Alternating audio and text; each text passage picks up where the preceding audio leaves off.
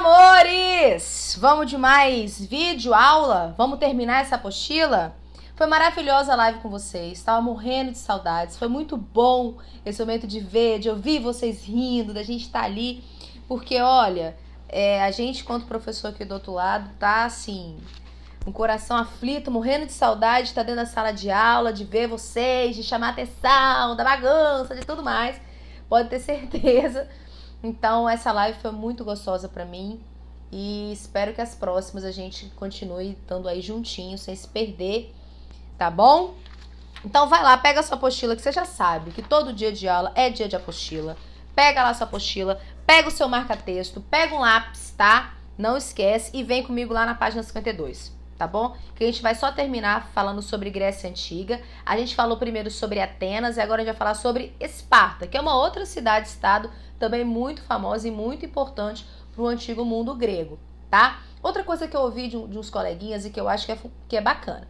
Vocês estão vendo as nossas videoaulas, isso é importante, porque quando a gente voltar, vai ser o que a gente conversou aqui que vai ficar mesmo. Mas se você tiver a oportunidade de ver outros vídeos de outras pessoas que estejam falando do mesmo assunto, que seja para a sua idade principalmente, não se esqueça disso, pode ver, é importante que você também busque ter uma autonomia aí na sua casa de olhar o que está falando, de ler um texto, ler outro, tá? Eu vou começar a partir dos próximos vídeos, deixar uns linkzinhos aqui embaixo de textos bacanas pra gente ler, e eu quero que vocês possam se aprofundar nisso, tá? Então, esse momento a gente está se adaptando e conforme a gente vai se adaptando, a gente vai melhorando o desenvolver das nossas aulas, tá bom? Então, pega lá sua apostila, página 52, vamos olhar, estudar sobre Esparta.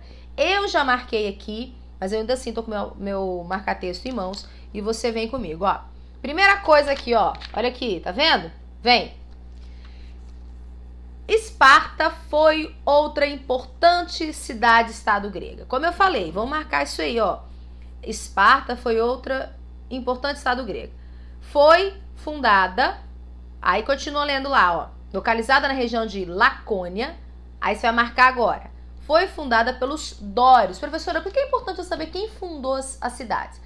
Porque naquele tempo, somente aqueles descendentes das pessoas ou do povo que fundou aquela cidade que vão ser considerados cidadãos, tudo bem? Que vão ter direitos de fato à terra, que vão estar mais bem localizados na sociedade. Então é muito importante que a gente fique atento qual foi o povo que fundou aquela cidade-estado. No caso de Esparta foram os dórios, tudo bem? Aí lá no segundo parágrafo, marca assim comigo, ó. As pessoas que viviam nas regiões conquistadas pelos espartanos eram transformadas em servos, os chamados ilotas. Tudo bem? Ilotas. Continua marcando. Eles não tinham nenhum tipo de dinheiro, porém, praticamente todos os trabalhos necessários para o funcionamento das cidades espartanas eram feitos por eles, desde o trabalho agrícola, como o cultivo de cereais, até os trabalhos artesanais e domésticos. Então, qual que era a grande importância dos ilotas para o desenvolvimento da cidade-estado de Esparta? Era porque eles eram responsáveis pela maioria do trabalho da agricultura, dos feitos domésticos, dos trabalhos artesanais, tá? Vira a página, vamos lá na página 53, não se perde comigo, vem. Vamos ler sem marcar. Se a preocupação do cidadão ateniense era essencialmente a vida política, ou seja, como que ia acontecer a política, como que ia funcionar, começa a marcar aí comigo, ó. O principal cuidado dos espartanos era voltado para a formação de bons soldados. Então, pera só.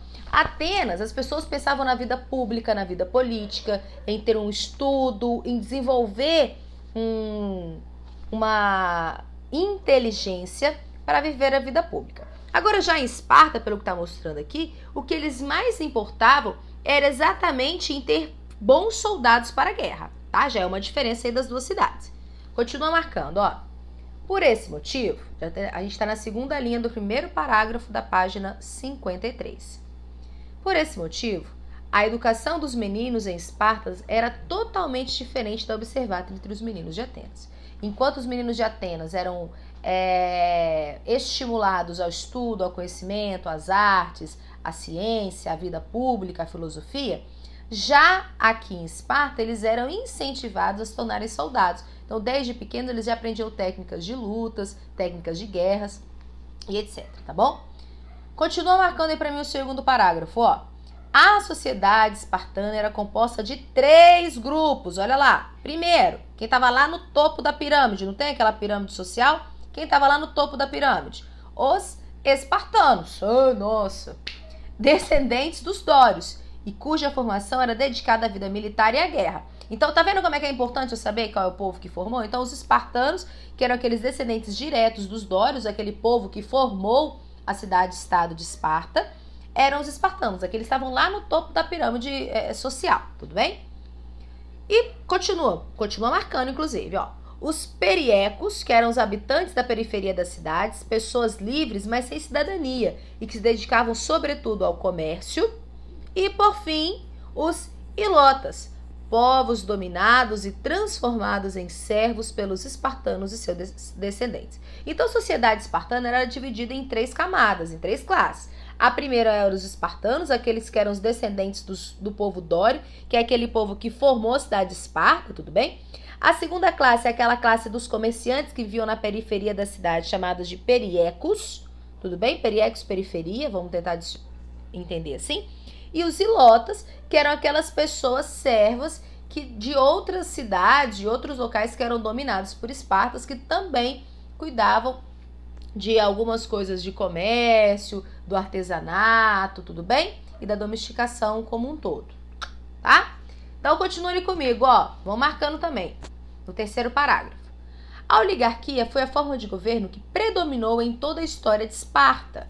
Essa forma de governar se caracterizava por ser um regime em que havia 2 reis, provenientes das 2 famílias mais ricas de Esparta.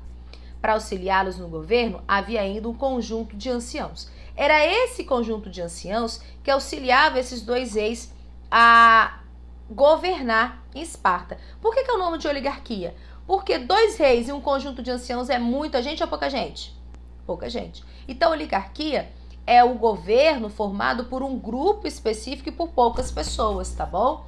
Então, é quando um grupo específico tá ali no poder, mandando em todo mundo, como os reis e os anciãos. Os anciões eram um grupo específico, eram eles que estavam junto com os reis para governar a cidade de Esparta, diferente lá de Atenas, tá? E pra gente finalizar esse conteúdo, eu quero que você vá lá na hora do estudo, aqui embaixo, pra gente fazer essas atividadezinhas aqui, ó. Tá conseguindo ver? Isso.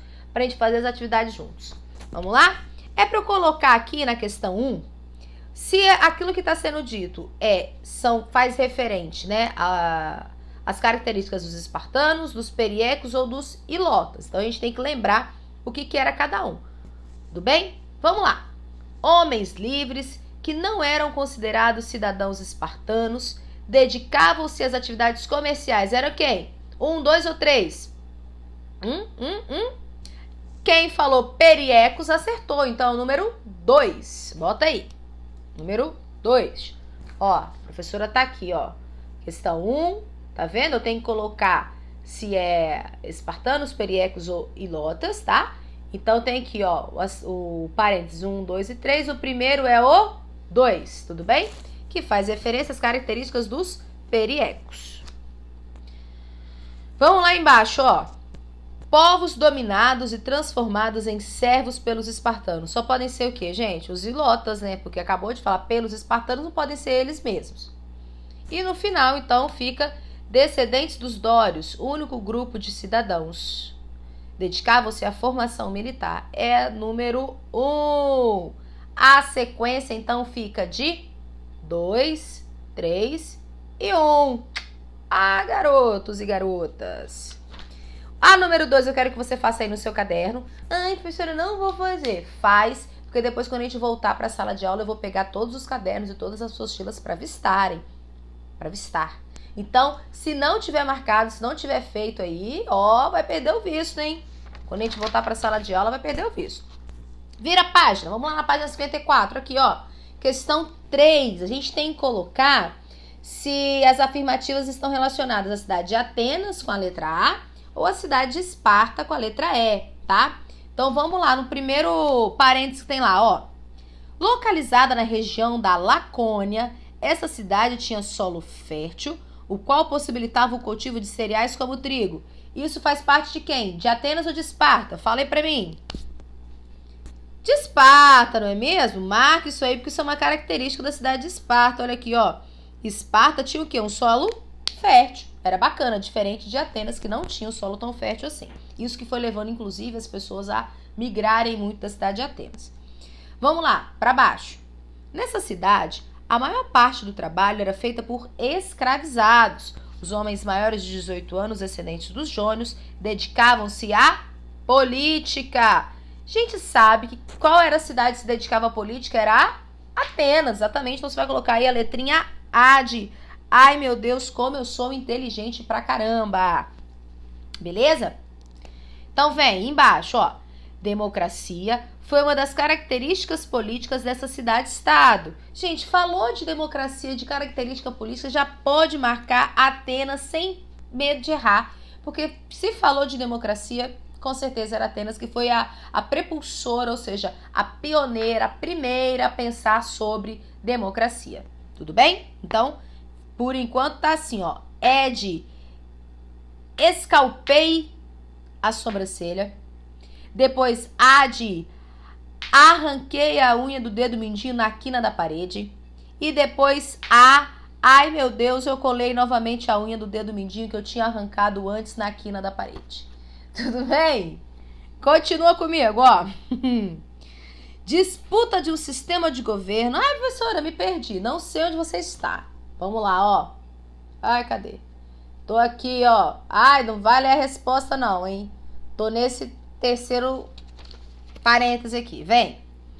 Disputa de um sistema de governo centralizado em um pequeno grupo de pessoas, cujas características eram a descendência considerada nobre e a riqueza desses indivíduos. Espera aí, professora. Fiquei perdido. Parece Esparta, mas não sei como é que é. Gente, antes de Atenas ter implementado a democracia, ela também vivia um modelo oligárquico de governo, tá? Um modelo onde era um modelo centralizado. Ai, quase que caiu o telefone. Um modelo centralizado em si mesmo, tá? Então, aqui essa característica tanto pode ser de Atenas quanto pode ser de Esparta. Então, você vai colocar nesse mesmo parêntese aí a letrinha A, um tracinho e depois a letrinha E, tudo bem?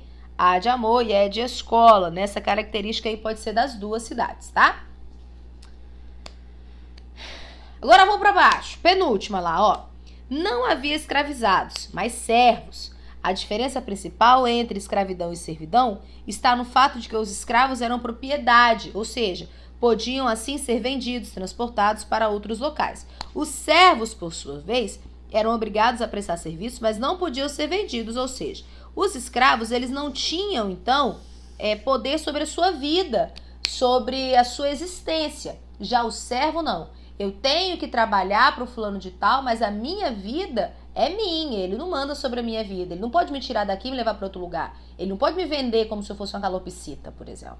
Tá? Então, essa característica aqui é a característica da sociedade de Esparta. É em Esparta que existiam servos e em Atenas que existiam escravos, tá bom? E para nosso último parêntese lá, tá assim, ó. A região de localização era a Península Balcânica. Aí é Atenas e Esparta, né, gente? Porque todas essas duas grandes cidades-estados, elas estavam na Península Balcânica. O que vai diferenciar, de fato, a região específica e os povos que vão ser fundadores dessas cidades-estados. Tudo bem, amores? Dominados? Eu quero, ó, a questão 4 e a questão 5 também para fazer em casa. Se dedique, faça uma ilustração bonitinha, faça o negócio direitinho.